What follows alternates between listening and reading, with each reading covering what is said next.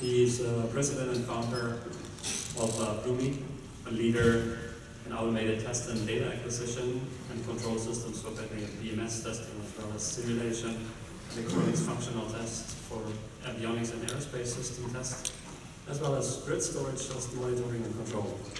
He authored the Lab Style book, the industry standard for lab development style, and has technical articles and publication including evaluation engineering, EDN, electronic design, desktop engineering, and test measurement world. Peter participated as a panelist for the Open Technology Forum discussion on the future of large-scale BMS design at the Battery Show Expo for Advanced Batteries. Welcome, Peter Blume.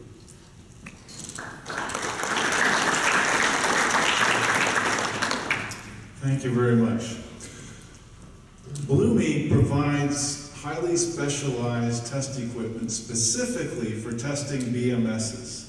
So in this presentation, I'm going to present the top 5 challenges we see with BMS testing, as well as some of the practical solutions that Bloomy provides. How many of you are responsible for testing BMSs? Show of hands, a few people, okay.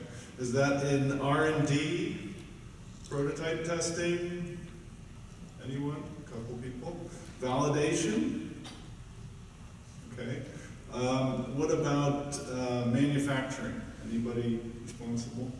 Okay, very good. So a few of you are already familiar with a lot of these challenges, and I only have 10 minutes, so I'm going to go through them quickly, but of course the slides are available in the proceedings.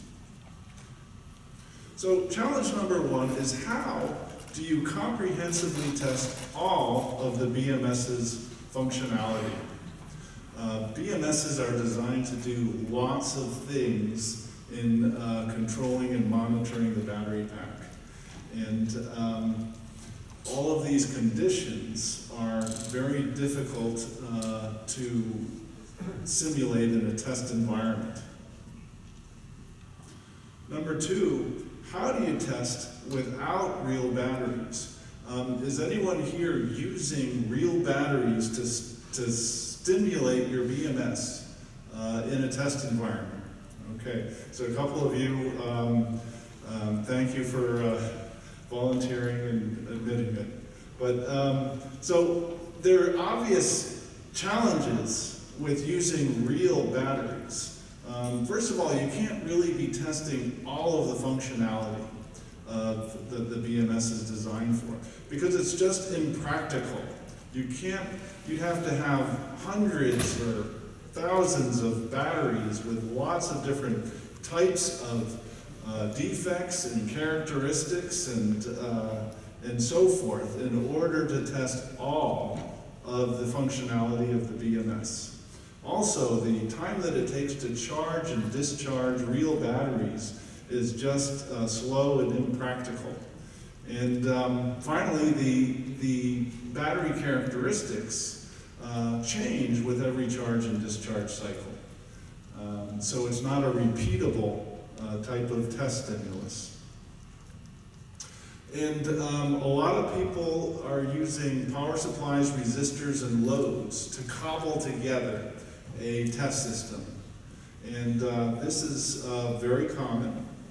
And you know, we see this used up to 6 or so cells. Once you get beyond 6 or so cells, it becomes very cumbersome and unwieldy using this approach. And the reason is, you know, most power supplies have single or a couple channels. They generally don't behave like real batteries. They usually don't have the dynamic characteristics or the sinking and sourcing that real batteries have. And then when you stack all of this stuff together and you try to make them work together, it's just a very difficult thing. And then how do you test the extremes of all the different conditions that a battery might go through? So one of our earlier projects at Bloomy was working with the U.S. Army TAR deck on a BMS for a hybrid tank. the specifications for this battery is it had to withstand being shot through with a bullet.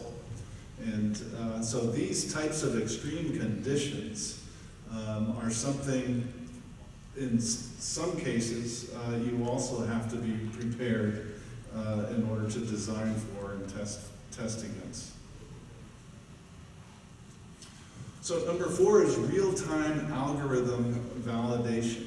So the timing of a BMS in the real-time characteristics of how it does passive and active self-balancing, how quickly it responds, how quickly it detects a temperature, high temperature, or any type of alarm and responds to it, over voltage and over current, and how quickly it trips the relay output that opens up the contactor, and as well as,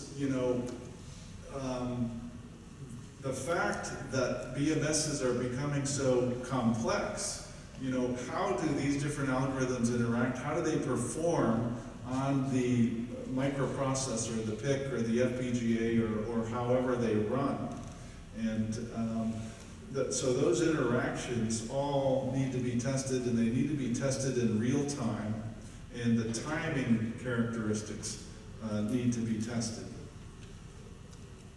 Additionally, what we're seeing is with increasing complexity of the BMS comes making a small change to the firmware might have unintended consequences somewhere else in a different algorithm. So regression testing of the firmware is becoming extremely important. And that is testing the BMS after every firmware change, comprehensively testing all of the other functions to make sure that you haven't unintentionally changed anything else. And another trend that we're seeing is that BMSs are often, or the firmware is often being modified frequently and late in the development cycle.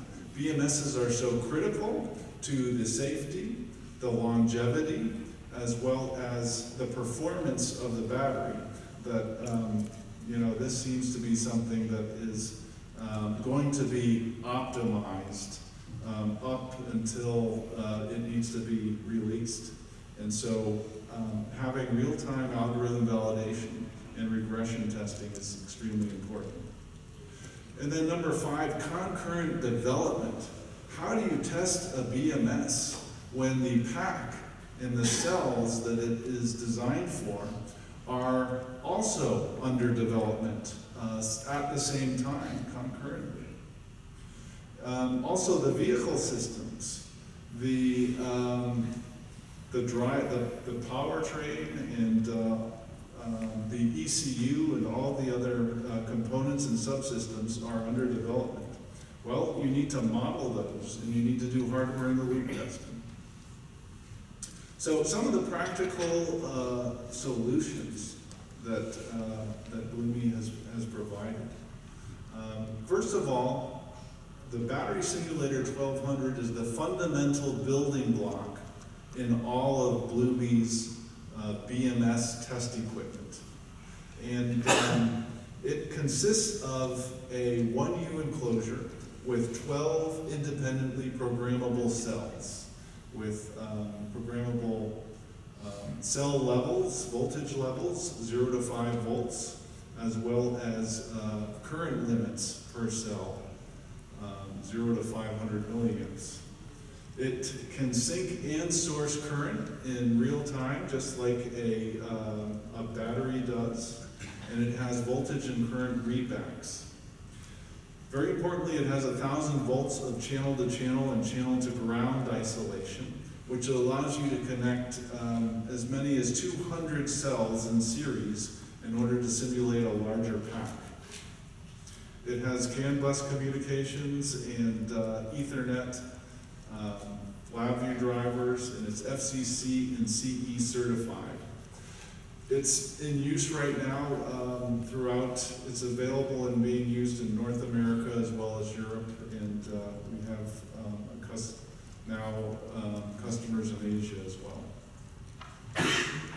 BMS hardware-in-the-loop test system performs real-time hardware-in-the-loop simulation that simulates the entire pack by running a model of the pack.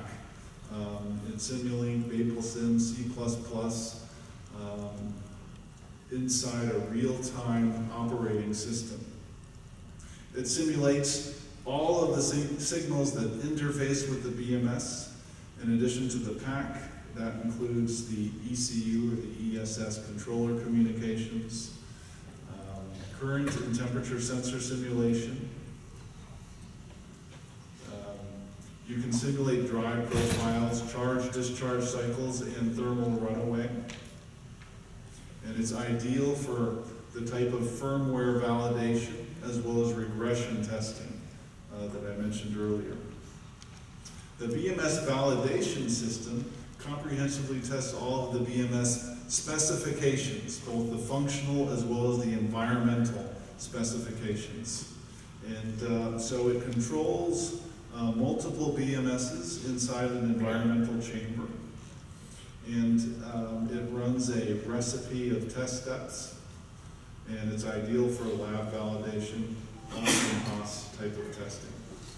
And then finally, the BMS manufacturing test system is used to identify manufacturing defects.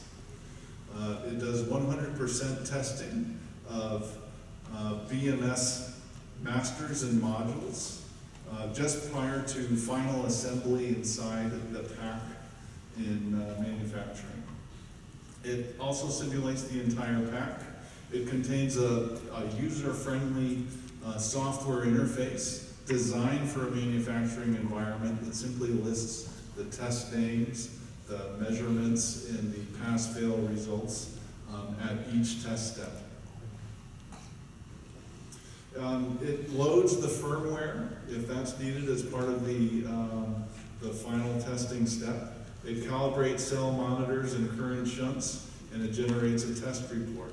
It's ideal for manufacturing, but a lot of people use it in engineering as well to test return products, to compare against the actual test that was done at the factory and see what the problem is with the returned product, and also do recalibration and firmware updates at the factory.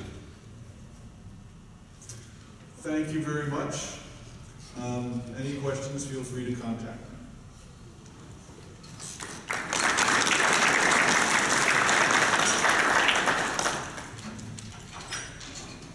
Thank you very much for your talk, Peter. Our next speaker will be Andrew John, who's